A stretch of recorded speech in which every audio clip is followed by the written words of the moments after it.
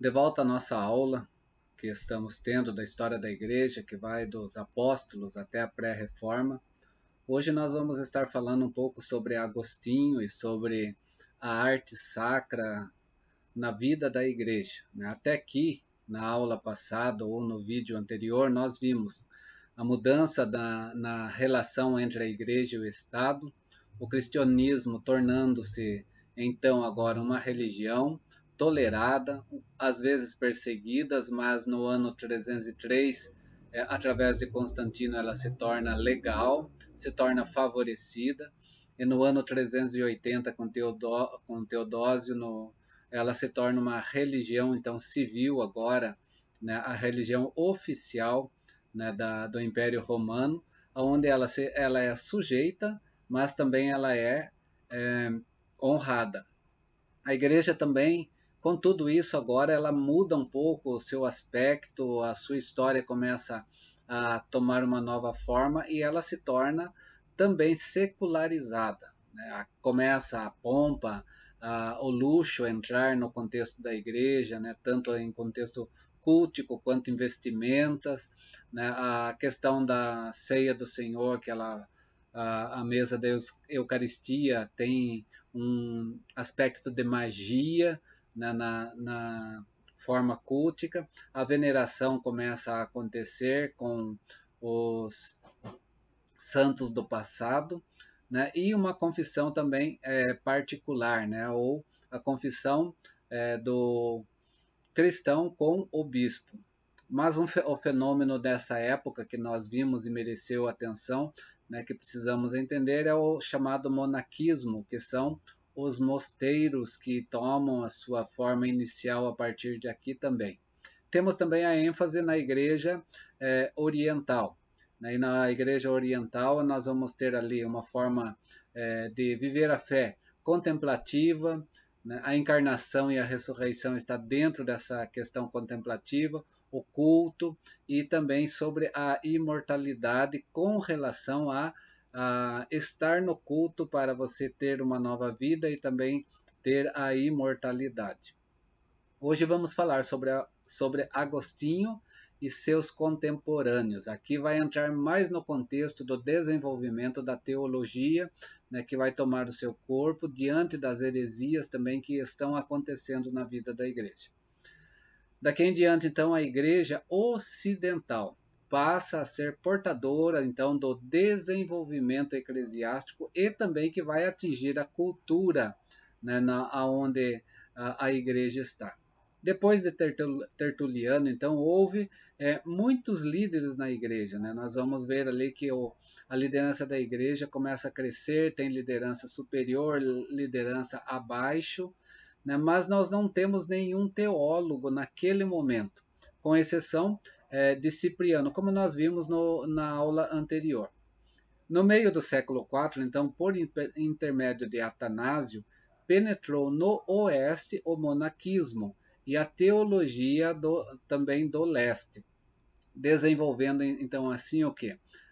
Os princípios maiores que nós vamos ter da teologia que vai chamar muita atenção no final da pré-reforma com os reformadores que virão. Dois líderes da igreja que merecem destaque nesta área agora é Jerônimo e Ambrósio. Jerônimo, do ano 340 ao ano 420. Ele era da Dalmácia, oeste da Iugoslávia. E ele propagou o monaquismo, né, ou a questão dos mosteiros, que ele gostava da forma de ser, desse desenvolvimento de fé. Ele foi convidado então pelo bispo Damásio de Roma para revisar a tradução latina da Bíblia, que teve como base vários manuscritos que ele buscou e um texto em hebraico, de onde nós temos então a tradução conhecida por nós como Vulgata ou comum, que ainda é considerada oficial também como tradução latina pela Igreja Católica Romana. Ambrósio ele morreu em 397 depois de Cristo, e Ambrósio veio do oeste da Alemanha também, bispo de Milão em 374. Ele teve muita influência, inclusive diante do imperador. O imperador, né, ouvia muito Ambrósio, né? Ele foi um cara, um líder muito influente. E influenciou outros líderes da igreja, e nós vamos desembocar nessa influência de Ambrósio em Agostinho, que nós vamos ver daqui a pouco. De Ambrósio nós temos muitos hinos que são compostos, aonde ele ensinou a igreja a cantar, né? Uma parte da arte sacra que começa a adentrar na igreja também em relação ao canto, né? E ele foi um dos que mais entrou nessa área. Mas o gênio mesmo da época foi Agostinho. Agostinho do ano 354 a 430 depois de Cristo. Quem era Agostinho? Agostinho era natural do continente sul da Europa, né, na África, filho de um pai pagão e de uma mãe cristã. Sua mãe se chamava Mônica. Ele teve um período mundano em sua vida, né? Ele foi maniqueísta, ele foi cético, ele foi neoplatonista. Mas em 387, depois de Cristo, com a influência do monaquismo e das literaturas de Ambrósio, ele foi batizado na Igreja Católica. Em Hipona, na África, ele se tornou bispo até a sua morte em 430 depois de Cristo. Uma boa parte da vida de Agostinho se resume na palavra peregrinação. A história da sua peregrinação está registrado num dos seus escritos que nós temos, conhecido como Confissões de Agostinho, onde tem uma autobiografia que ele fez, mas essa autobiografia era em torno de uma oração. Como cristão, ele preferiu também o mosteiro, mas devido ao estudo bíblico e à prática pastoral, a influência platônica diminuiu na sua vida, embora não completamente. Assim, ele foi possuído de um misticismo evidente, baseado onde? No livro de Salmos, qual ele estudava, e também nos escritos paulinos, mas juntamente com o platonismo. Assim, ele manifestava alguns pensamentos que não eram tão bíblicos nesse momento, no conceito que é conhecido para nós como antológico em relação ao mal e a sua avaliação também em relação ao sexo. A teologia de Agostinho não é fruto de especulação acadêmica. Nasceu de lutas contra várias heresias que estavam acontecendo naquela época, principalmente duas delas, o donatismo e o pelagianismo, né, de Donato e de Pelágio. O donatismo, que eram os discípulos de Donato do século IV na África, preocupava com a santidade da igreja e afirmavam o quê? Que a verdadeira igreja só existe nos sacramentos, e esses sacramentos administrados por bispos que não sejam réus dos pecados mortais. E como a Igreja Católica tinha alguns bispos réus de tais pecados, segundo Donato e os seus discípulos, essa igreja não poderia ser a verdadeira igreja. Então eles rejeitaram a validade dos sacramentos que estavam sendo realizados através da Igreja Católica. Agostinho, por meio dos seus escritos, especialmente na disputa que houve por essa questão lá em Cartago, no ano 411 depois de Cristo, ele quebrou o poder dos donatistas. De que forma? Primeiro, ele salientou a autoridade da igreja. Os donatistas, eles permaneceram na África sem nenhuma universalidade católica, transformando-se numa seita naquela região, e sem também nenhuma autoridade eclesiástica sobre si, né, nesse contexto universal da igreja. Segunda coisa que nós vemos em Agostinho é que também, diante do donatismo, Agostinho também afirmou que os donatistas tinham um conceito errado da santidade da igreja, onde A santidade da igreja não consistia na moralidade perfeita de pessoas, né, ou dos seus líderes, mas nos dons de Deus, né? É aqui que Agostinho chama a atenção nos dons de Deus e não nas pessoas, né, nesse sentido de santidade, né, também diante do quesito da mesa da Eucaristia. A igreja deveria disciplinar seus membros, mesmo que fosse por meio de pessoas imperfeitas. É isso que Agostinho vai trabalhar, né? Pois a santidade da igreja não era uma santidade subjetiva, e Agostinho recorre àquilo que Paulo ensina na sua primeira carta aos Coríntios, no capítulo 1, verso 30, e mostrando o quê? Que a santidade da igreja é uma santidade objetiva, né? Os sacramentos, nesse caso, foram considerados de maneira também objetiva, onde a eficácia não depende de quem administra, mas são dons do Deus gracioso, não de uma forma mágica, distinguindo no sacramento o que? O sinal e a realidade significada nela. Mas os sacramentos também pressupõem o quê? A fé por parte do homem. Essa influência, então, que vai chegar depois, futuramente, em um teólogo chamado de Calvino, no século XVI, né, onde nós vamos ter Calvino trabalhando muito essa questão, porque ele também vai ser influenciado bastante por Agostinho. Na controvérsia com esses grupos donatistas, Agostinho, então, ensinou que a igreja rejeita o ideal de seita, ela não pode ser igual a uma seita, ele atribui a seita a esse grupo, né? Infelizmente, baseado em Lucas capítulo 14, versos 23, né, Agostinho pediu que o Estado ou que o Império convertesse esse grupo donatista à força, sendo isso, então, o quê? Uma ação precursora da Inquisição na Idade Média, começando então aqui com essa visão de Agostinho em Lucas 14, 23, diante dos donatistas. Agostinho também lutou contra os pelagianos, não agora nesse sentido de santidade da igreja que tinha os donatistas, mas num contexto de teologia bíblica e da graça em relação ao pecado e à salvação do homem.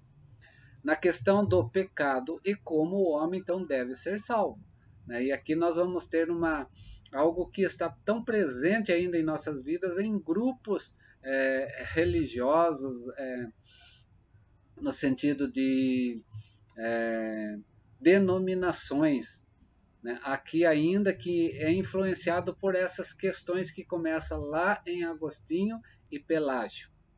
A igreja vai reagir contra o fatalismo pagão, que destacava o quê? A responsabilidade humana na vontade livre, né? Ou no livre-arbítrio, né? Que isso estava dentro de um conceito do fatalismo pagão, onde queria dizer o quê?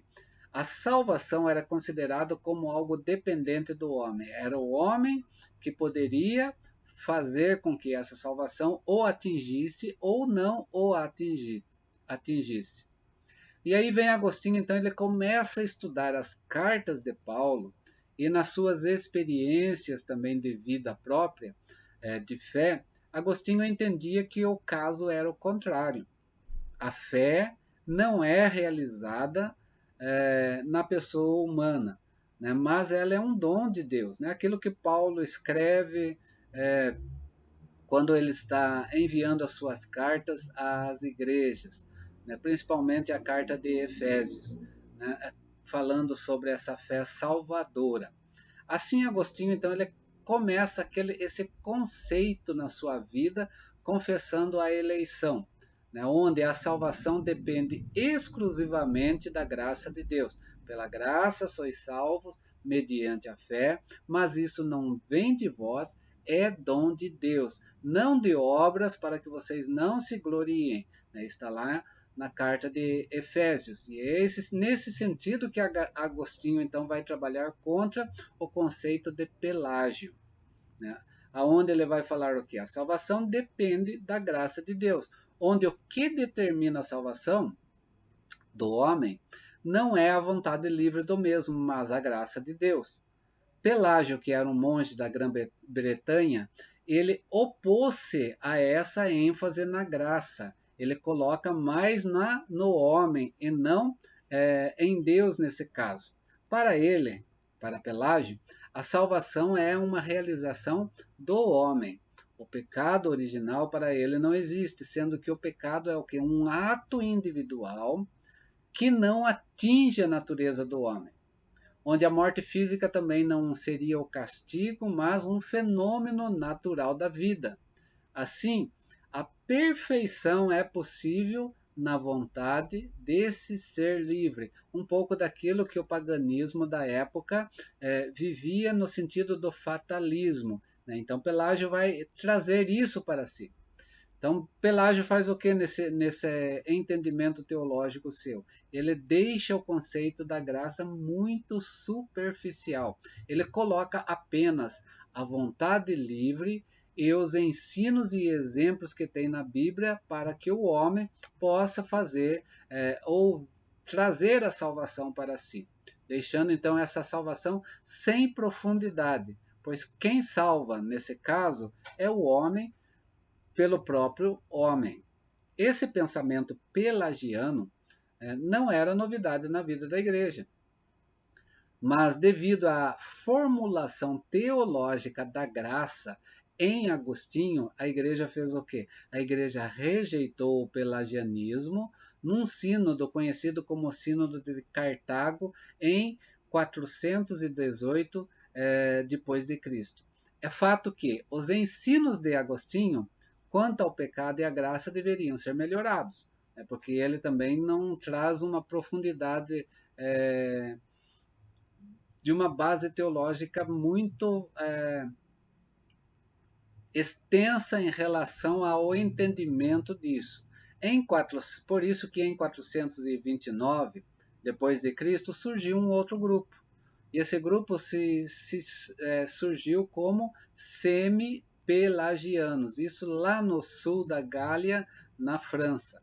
O que esse grupo tentou fazer? Como os ensinos de Agostinho quanto ao pecado e a graça precisava ser melhorado e não foram, né, eles tentaram um caminho, né, de unificação de pensamento entre Agostinho e Pelágio, aonde eles não viam o homem como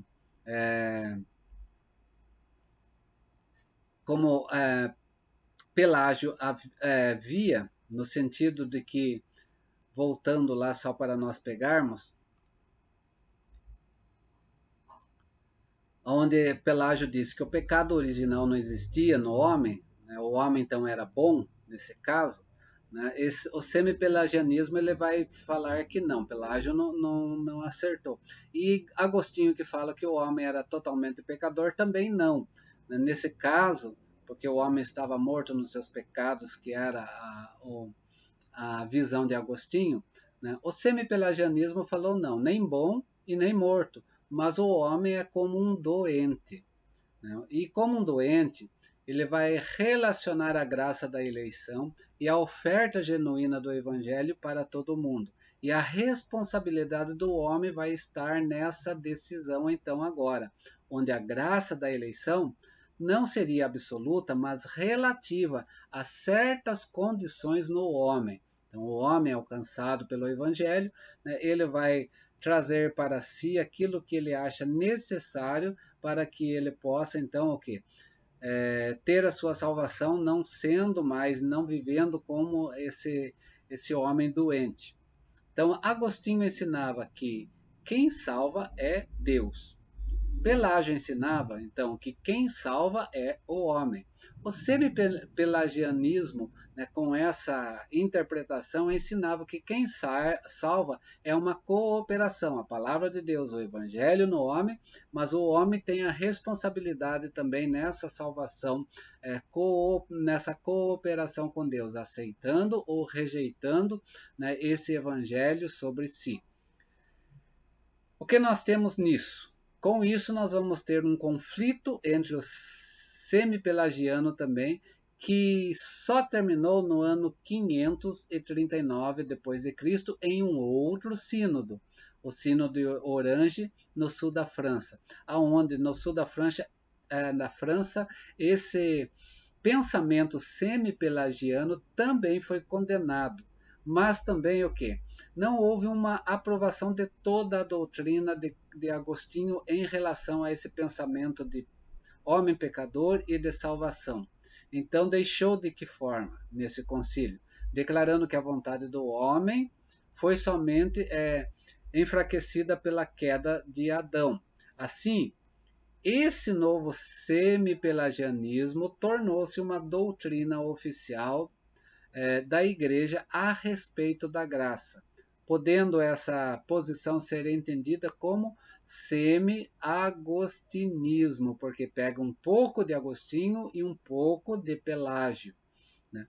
Essa posição ela foi permanente na Igreja até que Lutero e depois também Calvino redescobrissem as doutrinas de Agostinho lá no século XVI. A gente vai ver, né, o andar dessa questão teológica com respeito à graça, com respeito ao homem pecador ou não, com respeito à salvação totalmente em Deus ou totalmente no homem ou na cooperação de ambos.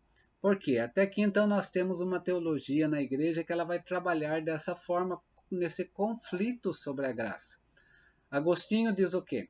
O homem está morto nos seus delitos e nos seus pecados. Ele vai falar, a graça, né, é interna, ela é irresistível. Por quê? Porque a salvação é dada por Deus. Então, Deus dá a salvação e essa graça irresistível faz com que o homem se torne salvo. Né? Essa é a posição de Agostinho aqui nesse momento. Pelágio entendia desta forma: o homem é são, né? O homem não está morto e não está doente, ele é são. A graça nesse homem é resistível porque ela é externa. Ela é externa porque a salvação vem pelo homem. É o homem que pode escolher ou não, né, a salvação na sua vida. E o semi-pelagianismo, então, que fala o quê? Que o homem está doente, o homem não é são e o homem não está morto, mas está doente. A graça é interna, não externa como Pelágio, mas ela também é resistível. Por quê? Porque a salvação é uma cooperação. O evangelho adentra no homem, por isso interna, mas é o homem que também decide que se esse evangelho vai ser efeito na sua vida ou não vai ser efeito na sua vida, porque ele pode resistir, né, à palavra de Deus na sua vida. Esse é o semi-pelagianismo, então, que nós temos então nessa discussão entre Agostinho, né, e Pelágio.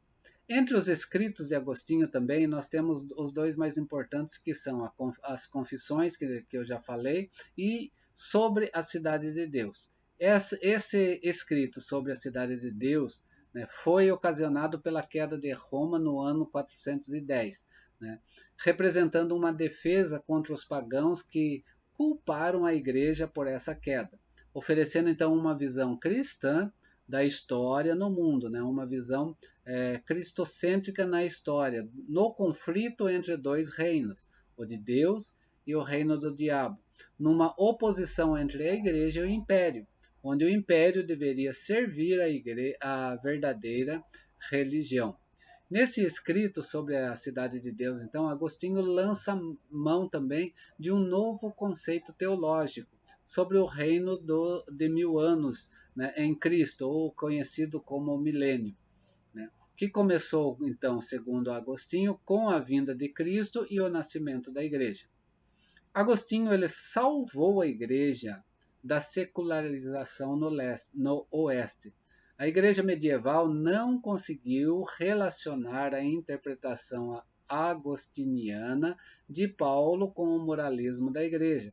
Somente na reforma do século XVI nós veremos novamente a graça sendo destacada, né, por Agostinho através então de Lutero e de Calvino. Esse é o que que nós temos de Agostinho com os seus contemporâneos, que está ainda muito presente em nossos dias, que era interessante também nós compreendermos quando começou, o motivo desse momento da teologia agostiniana também, que impacta a vida da reforma protestante e chega nos nossos dias também dentro de diferenças denominacionais que nós vemos entre nós também. Mas também esse período também é um período onde a arte sacra está presente na igreja primitiva. A teologia e a vida da igreja sempre vão refletir na sua arte.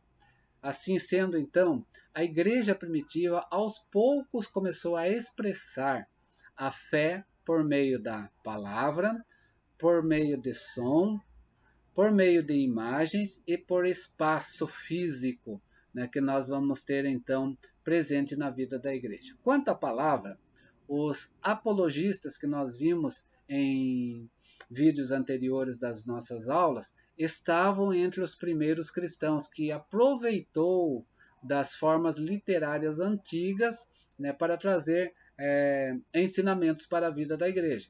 Escritores eclesiásticos deram novo conteúdo a algumas palavras, acrescentaram palavras novas, né, com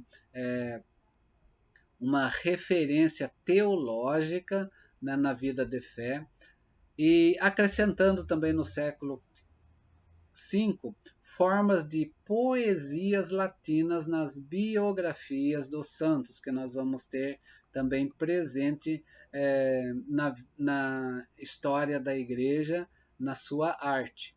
Quanto ao som, os salmos do Velho Testamento foram usados desde o início. Estes, com os novos hinos que vão adentrando na vida da igreja, passaram também a ser cantados. Nós temos essas canções que já estava mais presente nas sinagogas, mas começa também a adentrar nesse sentido de culto cristão. Na igreja síria, destacam-se os hinos de Bardessana e Eferem. Gregório de Nazianzo aproveitou de melodias populares também para os seus hinos, né? As letras mais bíblicas que vão sendo compostas, mas aproveitando-se de melodias que já havia, né, no meio do povo, né? Algo que nós vemos hoje presente muito em algumas canções conhecidas como canções gospel também. Ambrósio ele deu forma mais clássica, ele se voltou mais aos hinos no Oeste, onde ele, Ambrósio, vai começar de forma clássica constituir os hinos em estrofes de 4 linhas, de 8 sílabas em cada linha, com uma melodia de 1 a 3 sons para cada sílaba. Quanto ao espaço e à imagem, nós vamos ter aqui tanto os cristãos como os judeus vão trazer essa arte. Nós já vemos a arte muito presente entre os judeus desde o Velho Testamento.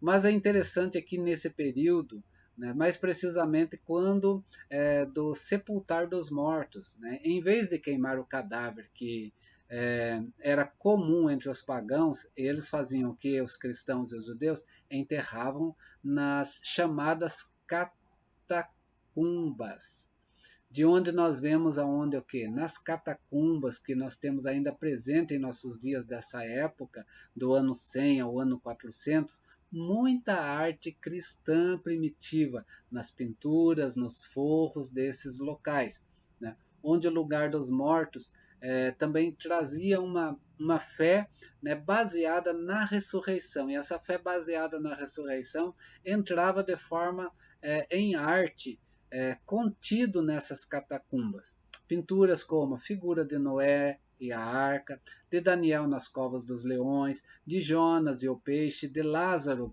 né, e o túmulo, né, no sentido de Lázaro, amigo de Jesus, quando da sua ressurreição. A partir de Constantino também nós vamos ter a chegada dos templos, e os templos com seus arquitetos também cristãos, né? Aqueles que estão preparados para essas construções também.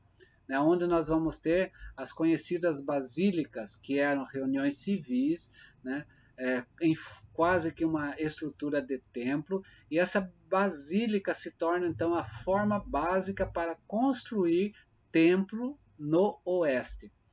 Uma igreja em uma sala retangular com galerias dos lados maiores. Além dessas salas, havia também naves ou salas laterais. O povo entrava pelo lado menor, por meio de um átrio na frente, e a luz entrava nesse espaço através de janelas altas, de grandes janelas, né, que aí nós vamos ver as basílicas na sua forma de arte, né, acontecendo.